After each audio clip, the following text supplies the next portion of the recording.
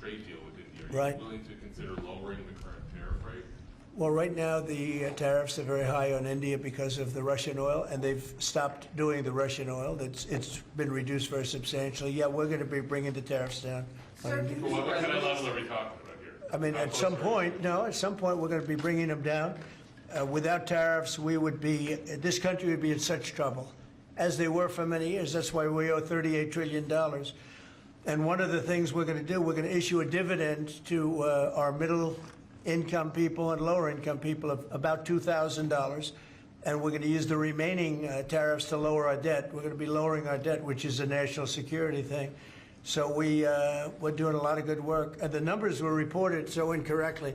The real numbers are trillions of dollars have been taken in or gotten in terms of investment from the tariffs. And so if that were ever reversed, it would be a disaster. Frankly, it would be a national security problem for our country. And nobody thinks it's going to be reversed. I think we had a very good court case. As you know, it's before the Supreme Court right now. But if that were ever reversed, you know, people are saying, oh, it's $1 billion. Some people said, oh, it's $2 billion. Well, that obviously we can handle very easily. But this is trillions of dollars we're talking about in terms of the tariff income and all the investment income that's come into our country. You know, we have more than, I would say right now, more than $18 trillion. The biggest number ever is a tiny fraction of that for any country. China, the United States, the biggest number ever. If you look at the past administration, Biden, he did less than $1 trillion in 4 years.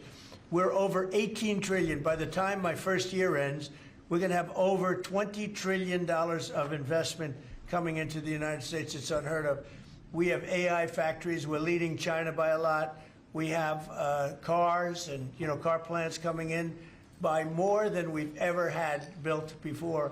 All of that would go away if we lose the tariff case. So all of it would go away. So they're not giving the right numbers. It would be an economic disaster. It would be a national security disaster if we lost the case in the Supreme Court. Do you think so? Daniel? President, Can we back to accept- that tariff Yes. rebate, this is an idea that you've been talking about for months. This is going to directly Yeah. and positively impact millions of Americans.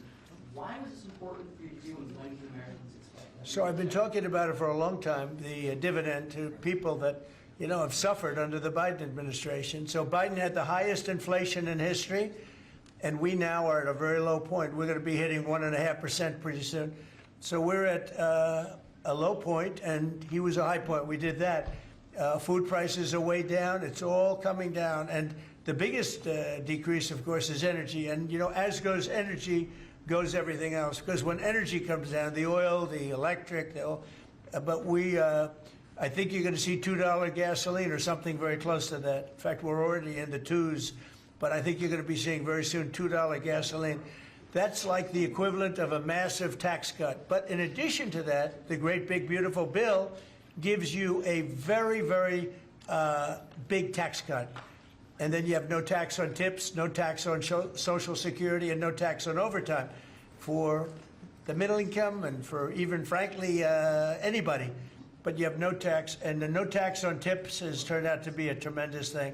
But when you think no tax on tips, no tax on overtime, and no tax on Social Security for our seniors, it's the great big beautiful bill, which has been mischaracterized, but now people they don't want to talk about it because it's so good, the enemy, because it's so good for everybody. It's the greatest piece of legislation ever passed in the history of our country in terms of size. And hence it's called, they call it the big beautiful bill or the one big beautiful, I call it the great big beautiful bill. It's an amazing bill for the middle class. It's an amazing bill for jobs.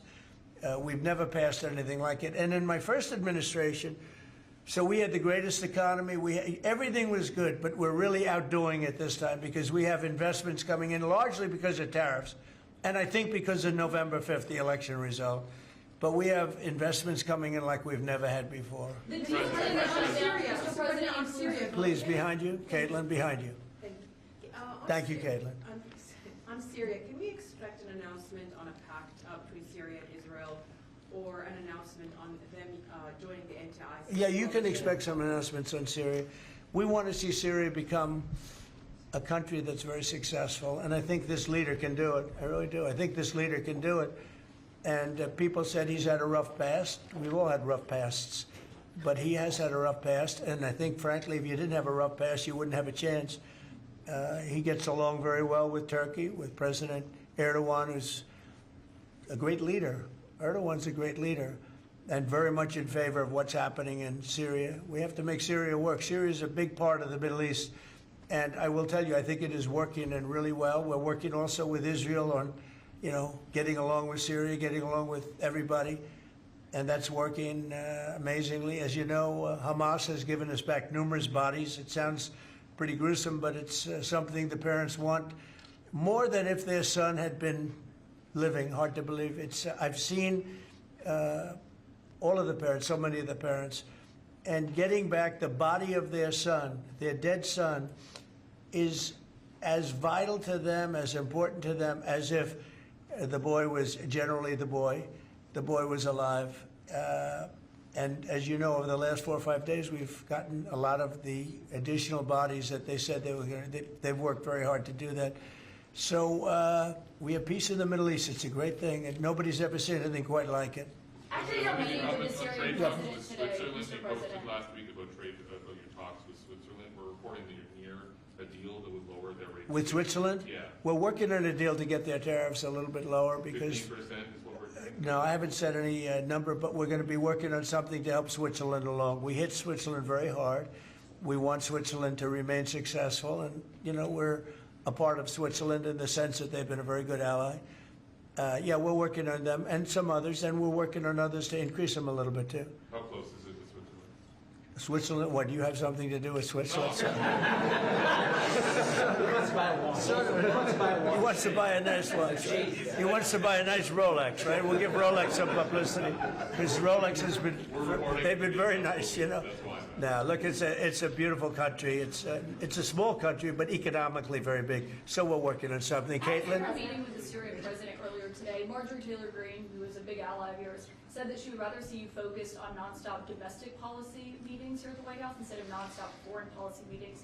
What's your response to her saying that, and also saying that grocery prices are up and not down, as you've said? Yeah, so I don't know what happened to Marjorie. She's a nice woman, but I don't know what happened. She's lost her way, I think. But I have to view the presidency as a worldwide situation, not locally. I mean, we could have a world that's on fire where wars come to our shores very easily if you had a bad president. We had a horrible president, and we ended up with Russia, Ukraine, and we ended up with other disasters, too. Don't forget, I put out 8 wars, 9 to come.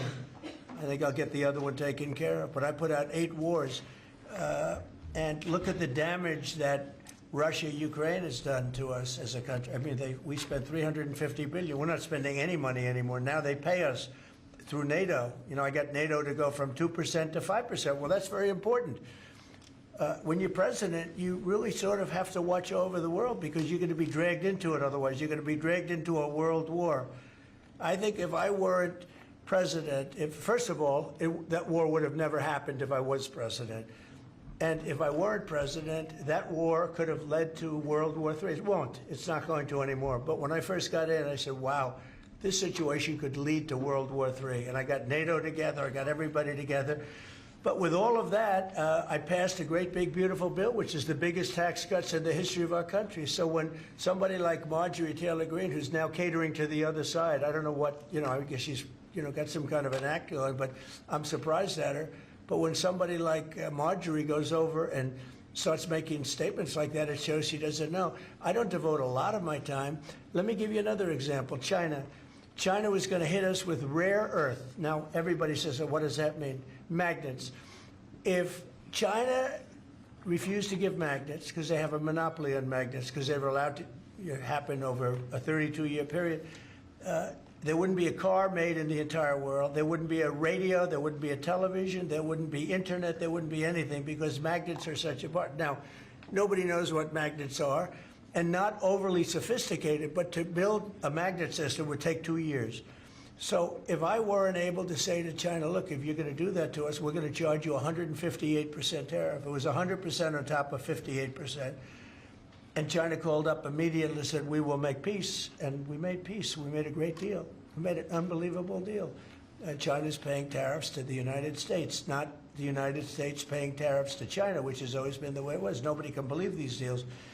But so when somebody makes a statement about he's devoting time to the world, well, the world is the United States, because if the world's in trouble or if the world is ripping us off, you know, the world was ripping us off before I came here.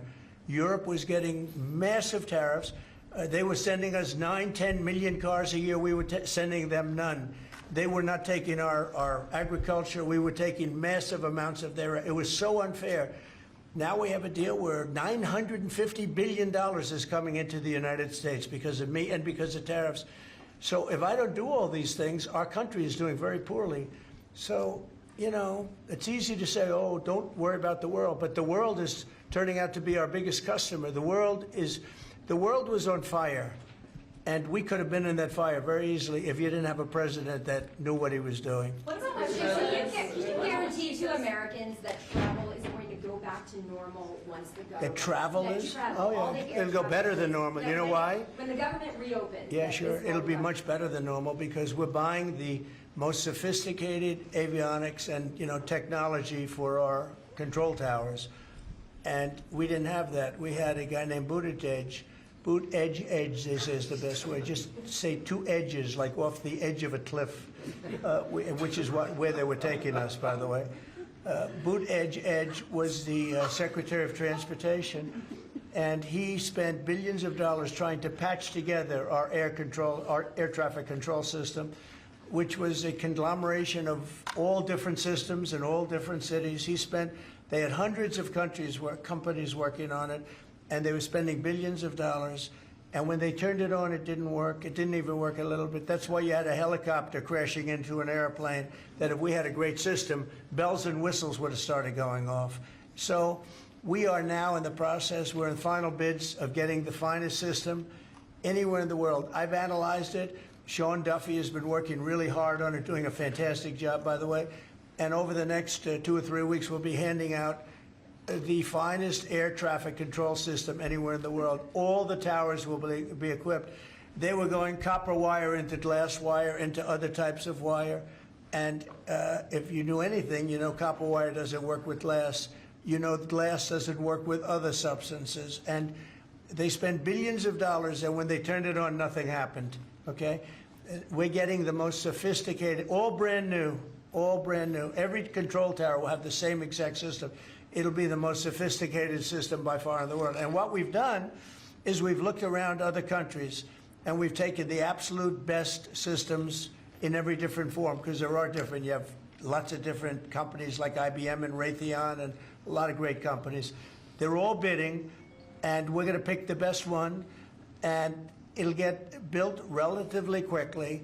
And we are going to have the greatest air traffic control system anywhere in the world. Thank you very much, everybody. Thank you. Thank you.